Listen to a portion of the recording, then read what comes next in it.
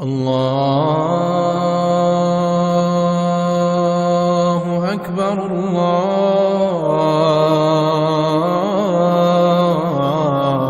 الله أكبر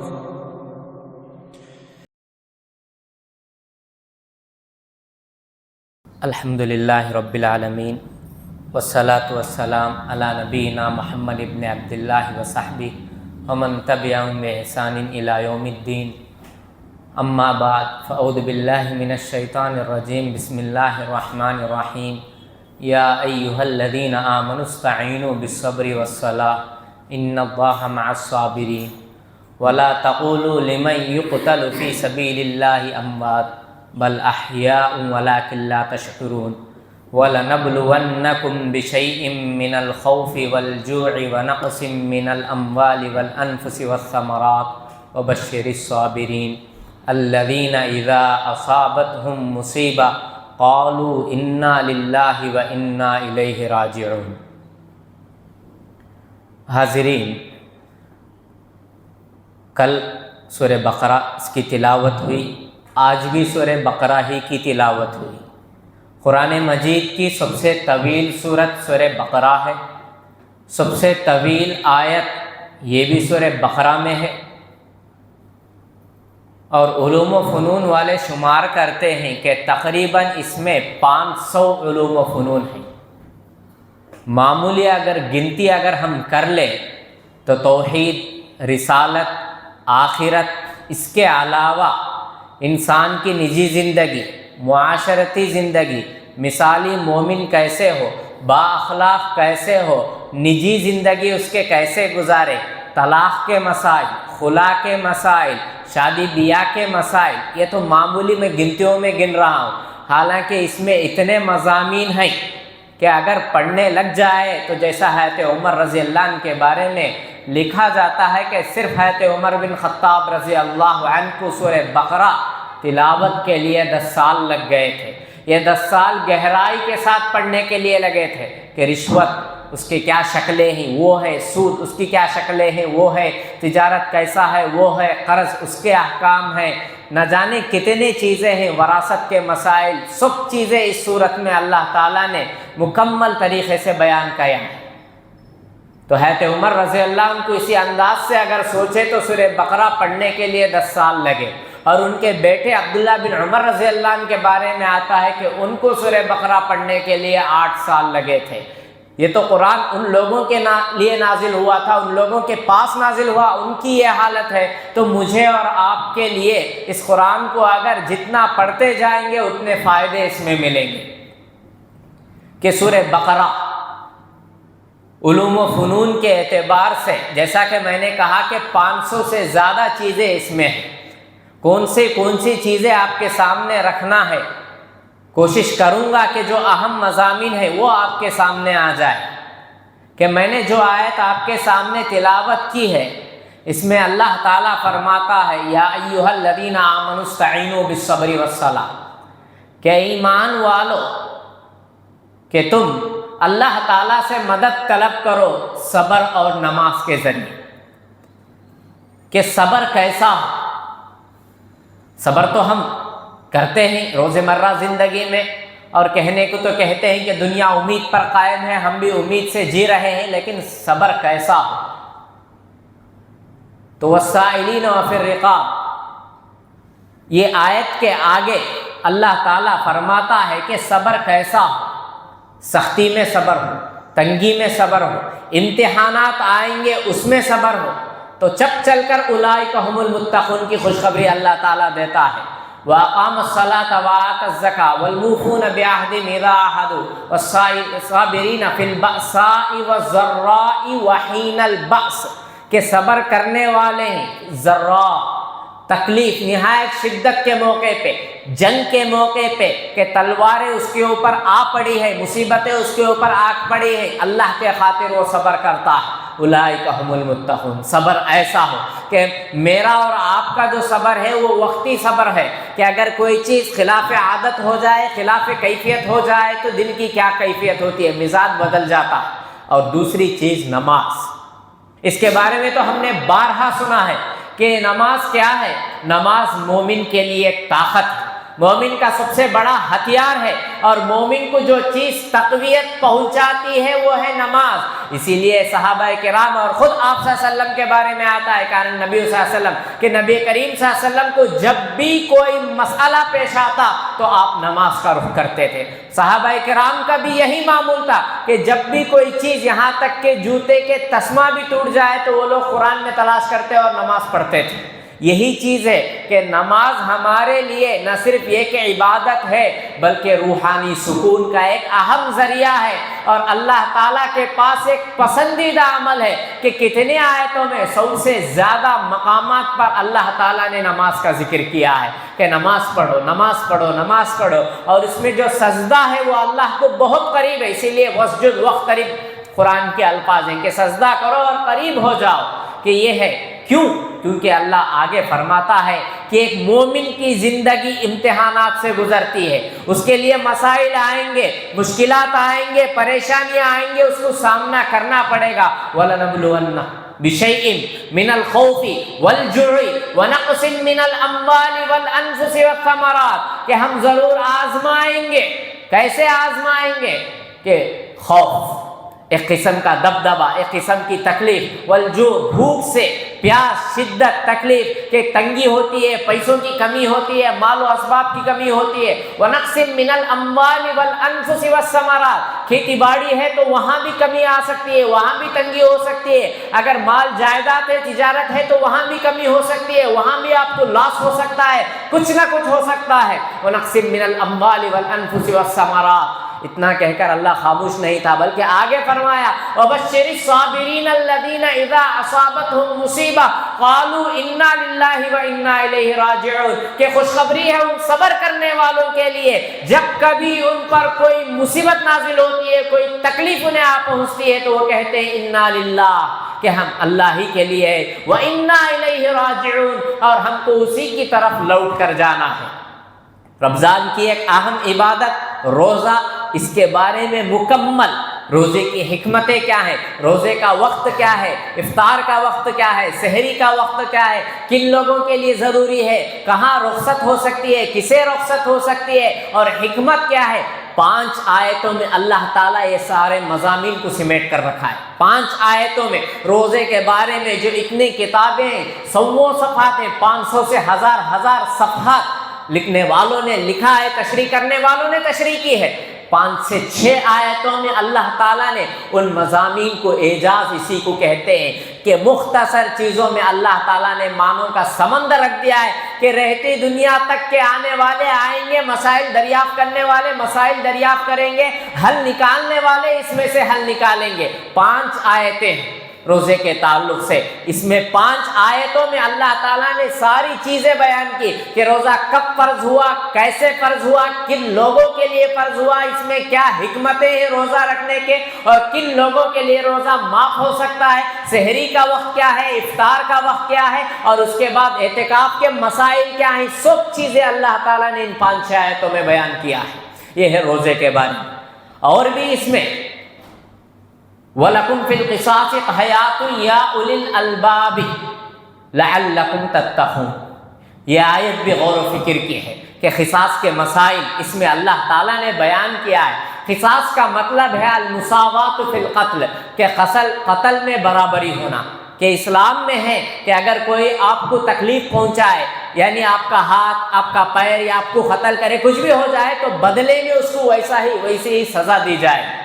تو اس میں اللہ تعالیٰ ایک عجیب بات بیان کرتا ہے کہ وَلَكُمْ فِي الْقِصَاصِ حَيَاةٌ يَا أُولِي الْأَلْبَابِ، کہ تمہارے لیے قصاص میں زندگی ہے۔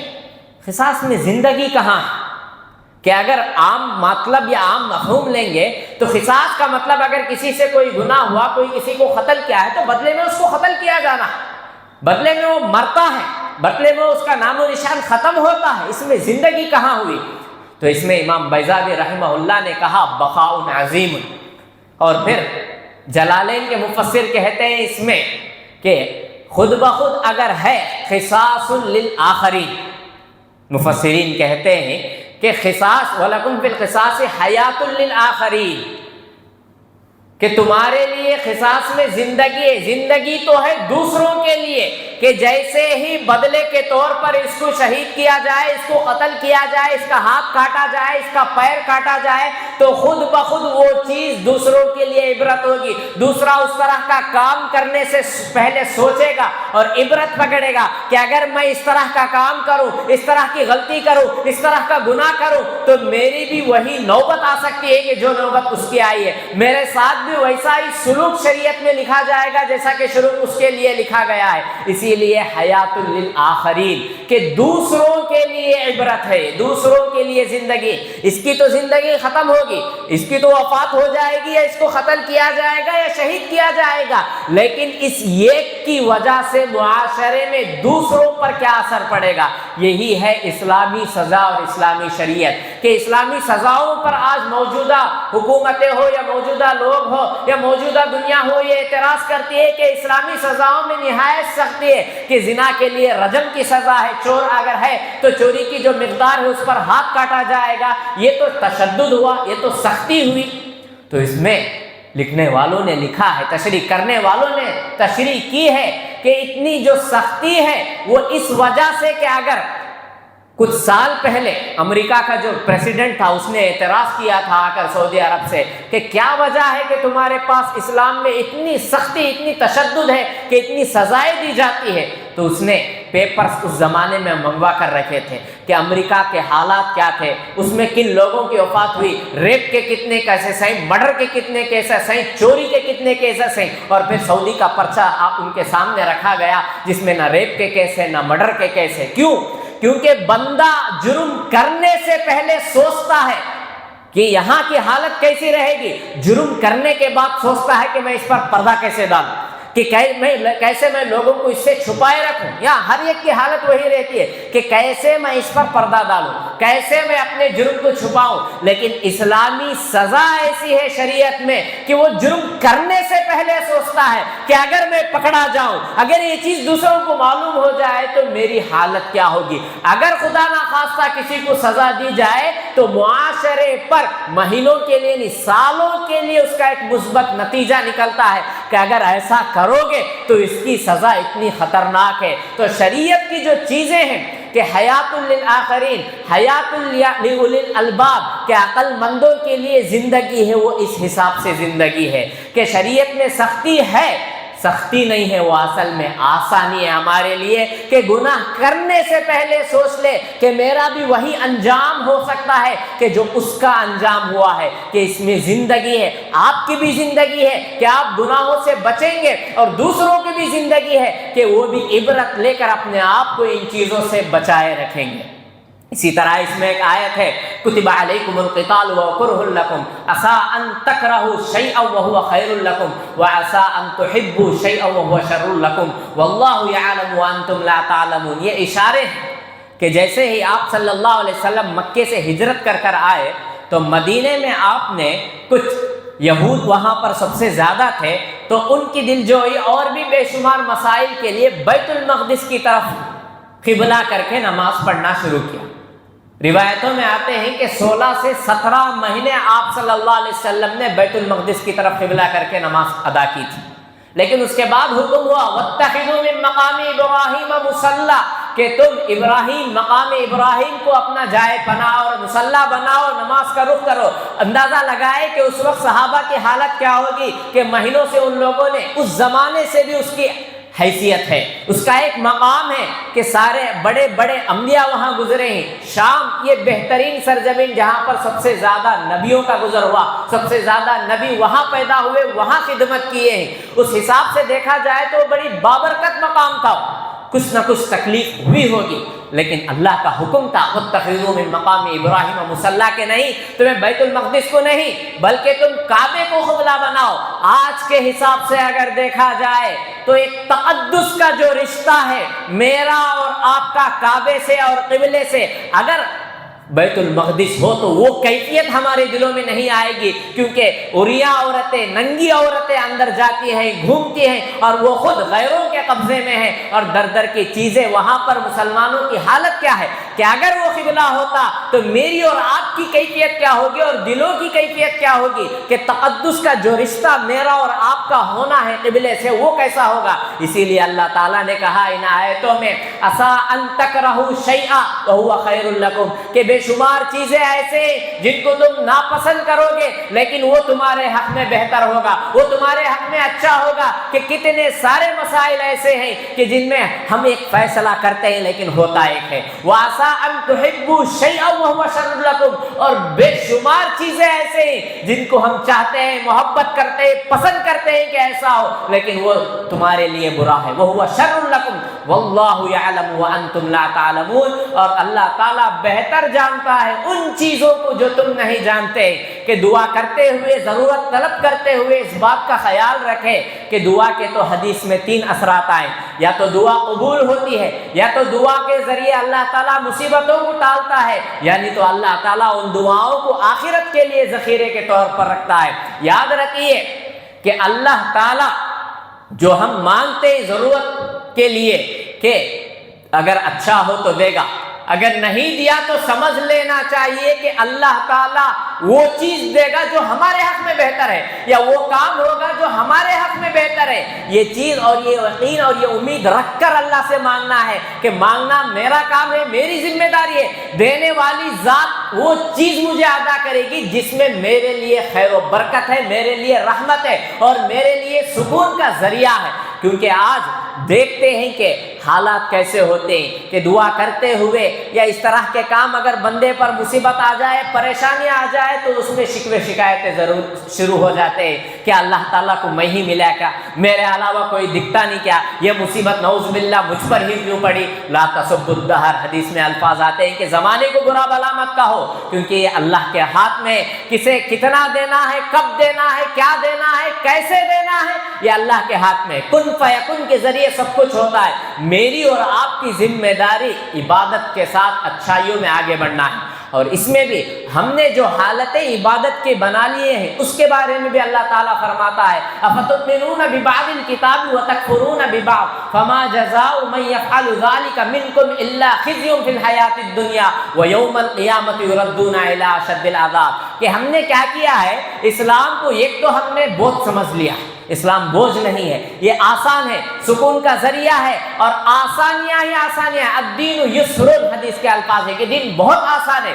اس کو بنانے والوں نے مشکل بنا کر پیش کیا ہے۔ اگر ہم ان چیزوں میں یہ چیز جو اچھی ہے وہ لیے، جو ہمارے سے مشکل ہے اس کو چھوڑ دیے، تو اس کے بارے میں قرآن سخت تاکیدی الفاظ میں کہتا ہے افتؤمنون ببعض الکتاب وتکفرون ببعض، کیا تم قرآن کے یا شریعت کے بعض حصوں پر ایمان لاؤ گے اور بعض حصوں کو تم چھوڑ دیں گے؟ ایسا نہیں ہونا ہے۔ فاتقوا اللہ ما استطعتم، جتنا ہم سے کوشش ہو اتنا ڈرنا ہے، اتنا اعمال کرنا ہے، کہ اگر نہیں کرو گے افتؤمنون ببعض الکتاب وتکفرون ببعض فما جزاء من يفعل ذلك منكم الا خزي في الحیاۃ الدنیا، کہ دنیاوی زندگی میں ہی اس کے لیے خسارہ ہے۔ کہ اگر ہم نے اپنے آپ کو کچھ عبادتوں کے ساتھ جوڑ دیا ہے، کچھ مخصوص عبادتوں کے ساتھ اپنا لیا ہے اور دوسرے چیزوں کو ہمارے رجسٹر سے ہی خارج کر دیا ہے، تو ان کے لیے خزي في الحیاۃ الدنیا، پھر دنیا میں تو سزا ہے، ویوم القیامۃ یردون الی اشد العذاب، اور آخرت میں بھی ان کے لیے سخت پکڑ ہے، سخت ان کے لیے دشواری ہو سکتی ہے۔ تو یہ آیتیں ہمیں بتاتی ہیں کہ ایک انسان اور ایک مومن ہونے کے ناحیے سے کہ ہمارے لیے جتنے اعمال کرنا ہے اور جتنا میرے سے اور آپ سے ہو سکتا ہے اتنے اعمال کی مجھے اور آپ کو پابندی کرنا ہے، باقی اللہ کے حوالے۔ کیونکہ فاتقوا اللہ ما استطعتم کہا اللہ تعالیٰ نے، ڈرو اللہ سے، عمل کرو اللہ سے، جتنا تمہارے اندر طاقت ہے، جتنی تمہارے اندر استطاعت ہے، جتنی تم کر سکتے ہو، جتنا بوجھ تم اٹھا سکتے ہو، اس کے علاوہ تو نہیں۔ وہ شریعت میں اللہ تعالیٰ معاف کر دے گا، لیکن ہمیں اپنا 100% لگانا ہے۔ اور اس میں آخری واقعہ کہہ کر اپنی بات ختم کرتا ہوں۔ حضرت ابراہیم علیہ السلام کی زندگی بہت مثالی زندگی ہے۔ اللہ تعالیٰ نے واضح طور پر کئی ساری آیتوں میں حضرت ابراہیم علیہ السلام کی زندگی کو وضاحت کے ساتھ بیان کیا ہے کہ کیسے ان کی قربانیوں کو دیکھیے کہ مالدار گھرانے میں وَإِذِ ابْتَلَىٰ إِبْرَاهِيمَ رَبُّهُ بِكَلِمَاتٍ فَأَتَمَّهُنَّ قَالَ إِنِّي جَاعِلُكَ لِلنَّاسِ إِمَامًا، کہ بہت بڑی چیز ہے کہ اللہ کہتا ہے کہ میں نے تم کو لوگوں کے لیے امام بنایا ہے. قال انی جاعلک للناس اماما. یہ چیز ایسے ہی نہیں ملی ابراہیم علیہ السلام کو. مثالی زندگی ہے کہ جیسے جس گھر میں پیدا ہوئے، باپ پجاری تھا، بتوں کو بیچتا تھا، خرید و فروخت کرتا تھا اور مالدار تھا. گھر سے جدائی، پھر اس کے بعد شہر سے جدائی، پھر اس کے بعد ماحول سے جدائی، پھر بیوی بچے سے جدائی. ہاجرہ علیہ السلام اور اسماعیل علیہ السلام کو بے آب ہو گیا. آج تو ہم مکہ دیکھتے ہیں کہ زبردست ترقی ہے، اور ایسی ترقی ہے کہ نگاہیں چکا چون ہو جاتے ہیں کہ ویسی ترقی سے اللہ مجھے اور آپ کو حج اور عمرے کی توفیق عطا فرمائے. جائیں گے تو ایسے مناظر ہیں کہ آنکھیں چکا چون ہو جاتے ہیں، ویسے ترقی یافتہ مناظر ہے. لیکن جب حضرت ابراہیم علیہ السلام اپنی بیوی اور بیٹے کو چھوڑ کر آ رہے تھے تو کیا حالت تھی. انسان کوئی چرند پرند تک نہیں تھا. مڑنے لگے ان عجیب و غریب جذبات کے ساتھ. تو حاجرہ علیہ السلام نے پوچھا، سوال کیا کہ اس آب و غیا میں، اس بے سر و سامان میں، اس چیزوں کی کمی میں، جہاں پر انسان کوئی دوسرا سانس لینے والا بھی نہیں ہے، کس کے بھروسے پہ تم ہمیں چھوڑ کر جا رہے ہو؟ تو کہا پلٹ کر اللہ کے بھروسے اور اللہ کے حکم سے. اتنا سننا تھا کہ حاجرہ علیہ السلام نے کہا تب تو اللہ تعالیٰ ہمارے لیے نگہبان ہے. پلٹتے ہوئے دعا کر جاتے، ربنا انی اسکنت من ذریتی بواد غیر ذی زرع عند بیتک المحرم ربنا لیقیموا الصلاۃ فاجعل افئدة من الناس تهوی الیہم وارزقهم من الثمرات لعلهم یشکرون. کہ اللہ تیرے حکم سے میں اپنے بیوی بچے کو اس بے آب و غیا سر و سامان کے بغیر کی جگہ میں چھوڑ کر آ رہا ہوں، بس تو وہاں پر فجعل افئدۃ من الناس، لوگوں کے ذہنوں کو، لوگوں کے دلوں کو اس طرف پھیر دے. فجعل افئدۃ من الناس تهوی الیہم وارزقهم من الثمرات، اور اتنے پھل وغیرہ دے لعلہم کہ تم وہ شکر گزار بندے بنے. آج دنیا جانتی ہے کہ وہاں پر پھل تو ہیں لیکن ساتھ میں بے موسم پھل اللہ تعالیٰ دے رہا ہے. کہ کتنی نعمتیں ہیں کہ ہے تو ریگستان، ایک چیز وہاں پر اگائی نہیں جا سکتی کھجور کے علاوہ، لیکن دنیا کے سارے میوے اللہ تعالیٰ نے وہاں جمع کیا ہے. یہی ابراہیم علیہ السلام کی دعا کا نتیجہ. یہ معمولی قربانی نہیں، سب سے زیادہ جو زندگی انہوں نے گزاری ہے ہر چیز کی قربانی ہے. اور جب کعبے کا حکم دیا اللہ تعالیٰ نے تو وہاں پر بھی مجھے اور آپ کو دیکھنا ہے کہ ہم خوش فہمی میں مبتلا ہیں. میں بھی ہوں اور آپ بھی ہیں. ہو سکتا ہے کہ کچھ نہ ہو، لیکن ہمارے اندر ایک قسم کی خوش فہمی ہے کہ ہم نماز پڑھ رہے ہیں، ہم روزہ رکھ رہے ہیں، ہم زکوٰۃ دے رہے ہیں، چلو ہم نیک کام کر رہے ہیں. یہ خوش فہمی ہے. حالانکہ حضرت ابراہیم علیہ السلام کے بارے میں قرآن کیا کہتا ہے؟ وَإِذْ يَرْفَعُ إِبْرَاهِيمُ الْقَوَاعِدَ مِنَ الْبَيْتِ وَإِسْمَاعِيلُ رَبَّنَا تَقَبَّلْ مِنَّا إِنَّكَ أَنْتَ السَّمِيعُ الْعَلِيمُ. کہ جیسے اللہ کے حکم سے انہوں نے کعبہ بنایا، وَإِذْ بَوَّأْنَا لِإِبْرَاهِيمَ مَكَانَ الْبَيْتِ، بنانے کے بعد کہتے ہیں باپ بیٹا ربنا تقبل منا، کہ کام تو ہم نے کہہ دیا، محنت تو ہم نے کر دیے، جگہ بنانا ہم نے بنا دیا ہے، لیکن قبولیت کی اگر بات ہے تو اے اللہ تو قبول فرما، کیونکہ یہ ہمارے پاس نہیں ہے. ہم سے جو ہو سکا ہم نے وہ کر دیا ہے، جو ذمہ داری جو نے دی ہے ہم نے ادا کر دی ہے. ربنا تقبل منا، اے پروردگار تو اس کو قبول فرما، انک انت السمیع العلیم، کہ بے شک تو ہی سننے والا اور جاننے والا ہے. اندازہ لگائیے اس دعا کو کہ اللہ کے حکم سے وہ بتا رہے اور بنا رہے، بنانے کے بعد بھی قبولیت کے لیے تڑپ رہے ہیں، ترس رہے ہیں. کہ رہتی دنیا تک کے لیے ان سارے چیزوں کو اللہ تعالیٰ نے حج اور عمرہ میں مثالی بنا دیا کہ ایک مسلمان کو جاتے ہوئے قربانی بھی کرنا ہے، طواف بھی کرنا ہے، اور جو ابراہیم علیہ السلام کی جو جگہ ہے وہاں پر بھی نماز پڑھنا ہے. کتنے سارے چیزیں ہیں، یہ معمولی چیز نہیں، یہ اتنے قربانیوں کا نتیجہ ہے کہ اللہ تعالیٰ نے انہیں وہ مقام دیا. قال انی جاعلک للناس اماما، کہا ہے کہ مجھے اور آپ کو بھی ویسے ہونا ہے کہ اعمال کرتے ہوئے قبولیت کی فکر ہونا ہے، کہ ریاکاری، دکھلاوا، شہرت، نام و نمود سے مجھے اور آپ کو بچنا ہے. بچتے ہوئے اپنے اعمال کی فکر کرنا ہے، تب چل کر مثالی مومن میں اور آپ کہلا سکتے ہیں. اس کے علاوہ ایک آیت کہ ربنا آتنا فی الدنیا حسنۃ وفی الآخرۃ حسنۃ وقنا عذاب النار، کہ ہم میں سے اکثر کو یاد رہی ہوگی کہ بہترین دعا ہے، آپ صلی اللہ علیہ وسلم کثرت سے اس دعا کی پابندی کیا کرتے تھے، یہاں تک کہ طواف کا موقع جہاں پر کوئی دعا نہیں لیکن اس دعا کے بارے میں ہے کہ فی الدنیا حسنہ، کہ ہماری دنیا بھی بنا، ہماری آخرت بھی بنا، اور جہنم کے عذاب سے ہمیں چھٹکارا نصیب فرما۔ یہ کچھ آیتوں کے مضامین ہیں، میں نے آپ کے سامنے رکھے ہیں، لیکن اگر اندازہ لگائے تو اس میں علوم و فنون کا سرچشمہ ہے، 500 سے 1000 مسائل اس میں صرف سورہ بقرہ میں اللہ تعالیٰ نے رکھے ہیں۔ مجھے اور آپ کو تلاوت کی ضرورت ہے، دعا ہے رب العالمین سے کہ اللہ تعالیٰ مجھے اور آپ کو سننے کے ساتھ سمجھنے اور عمل کی توفیق عطا فرمائے، آمین۔ سبحانک اللہم بحمدک واشہد ان لا الہ الا انت استغفرک واتوب الیک۔